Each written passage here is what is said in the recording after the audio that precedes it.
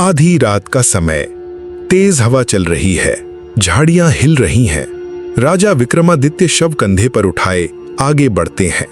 बेताल हंसकर कहता है, राजन, इस बार की कथा तुम्हारे धैर्य और विवेक दोनों की परीक्षा लेगी। सुनो। प्रसिद्ध नगर सौराष्ट्र। वहां रहता था एक धनी व्यापारी सेठ हरिदास। उसका एकमात्र पुत्र प्रभाकर सत्यवादी, दयालु और सबका प्रिय। प्रभाकर की सगाई एक सुंदर कन्या लावण्यावती से हुई थी। लावण्यावती बुद्धिमान, धर्मनिष्ठ और वचन की पक्की थी। एक दिन नगर में एक ब्राह्मण आता है।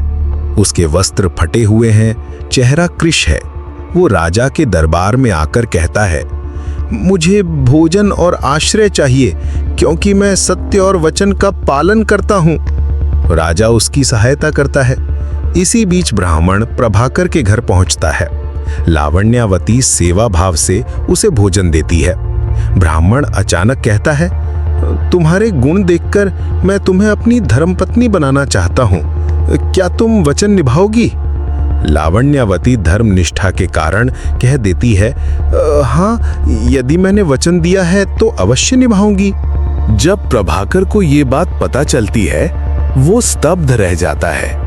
वो अपने पिता से कहता है, लावण्यावती मेरा वचन निभाए या उस ब्राह्मण का? नगर के लोग भी असमंजस में पड़ जाते हैं। यदि लावण्यावती प्रभाकर से विवाह करती है तो उसका वचन टूट जाएगा।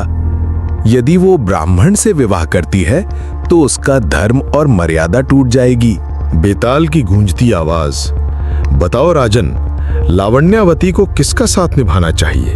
उस ब्राह्मण का जिसे उसने वचन दिया, या प्रभाकर का जिससे उसका धर्म पूर्वक विवाह निश्चित हुआ था?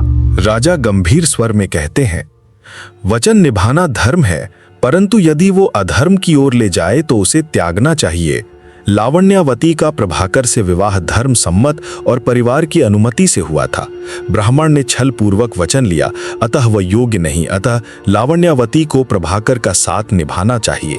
बेताल ठहाका मारता है, राजन, तुमने फिर धर्म और नीति का सही मार्ग चुना। पर याद रखो, आगे की कथाएं और भी कठिन होंगी। कभी धर्म और अधर्म स्पष्ट नहीं होंगे, तब तुम्हारी बुद्धि की असली परीक्षा होगी। बेताल फिर शव में समा जाता है। राजा विक्रमादित्य दृढ़ता से आगे बढ़ते हैं।